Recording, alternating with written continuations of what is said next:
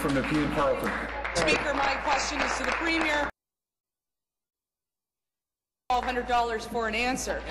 The government has found itself in the middle of a white-collar crime investigation by the elite OPP anti-rackets squad for its role in the cancelled gas plants and its role in the deleted emails that attempted to suppress opposition concerns.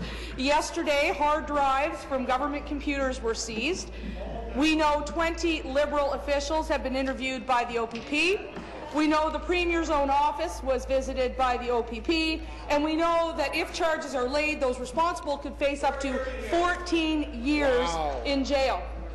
Ontario Liberals have now seen their government under investigation twice by the OPP. They have broken international law. The Premier herself refuses to hand over her expenses unless you pay $1,200. And what makes her more vile is she has no mandate from the people. The honourable thing is for her to call an election. Will she do it? Will she seek a mandate from the people?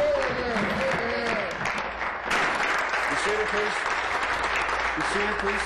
Thank you, Premier. House Leader.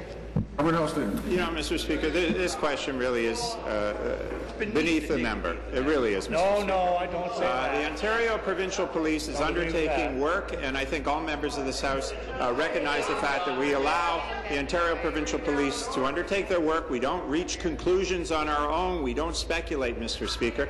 But it's interesting, Mr. Speaker, because perhaps in the supplementary, the honourable member can talk about our new piece of legislation, because she mentioned some of the concerns around emails. Well, in fact, that legislation contains responses to the Information and Privacy Commissioner's recommendations in that regard, so I look forward to a support on it. The other thing it does, Mr. Speaker, is it makes it mandatory for the Leader of the Opposition to post his expenses, something, Mr. Speaker, through our Access to Information Act, where request, Mr. Speaker, we found out he hasn't been doing. In fact, we found $15,000 of expenses that he forgot to put on his website, Mr. Speaker, so perhaps she wants to address that in her supplementary. We'll gladly address that. It was the Truth in Government Act put forward by the Ontario PC Caucus 4 years ago that would have addressed that. But I'm going to have the page take this over to the Premier. This is the $1,200 bill she sent the Ontario PC Caucus to get access to her information and her expenses. And I'll also throw in all of Tim Hudak's expenses as well,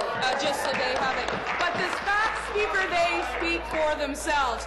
2 OPP investigations, 1 broken international law, and a government without a mandate, Speaker. The Premier appears to be clinging to the wood paneling in her office with clenched fingernails, so she can't leave the office because she just wants the power. The right thing to do, the honourable thing to do, is to call an election, get rid of the scandal, get rid of the controversy, create the jobs, reduce the taxes. That's what Ontarians want. They can't deliver it. Will they do the right thing?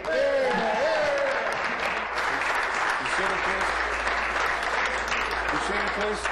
Thank you. Minister. You know, Mr. Speaker, I wish that the opposition had been as forthcoming when it came to the Leader's expenses when we had to go through the Freedom of Information process to get it and wait for the requisite amount of time. But what was most interesting, Mr. Speaker, and I do want to correct my record, I think I said 15,000, but in fact, Mr. Speaker, there was $13,271.30 charged to taxpayers by Mr. Hudak that is missing from his public postings, including flights and accommodations. Mr. Speaker, the point behind this legislation, and again, I listened carefully and didn't hear the honourable member express her support for it, but the point behind this legislation, Mr. Speaker, is to encourage, shall we say, force the leaders of the 2 opposition parties to do, Mr. Speaker, what our government has been doing voluntarily since 2010. New question.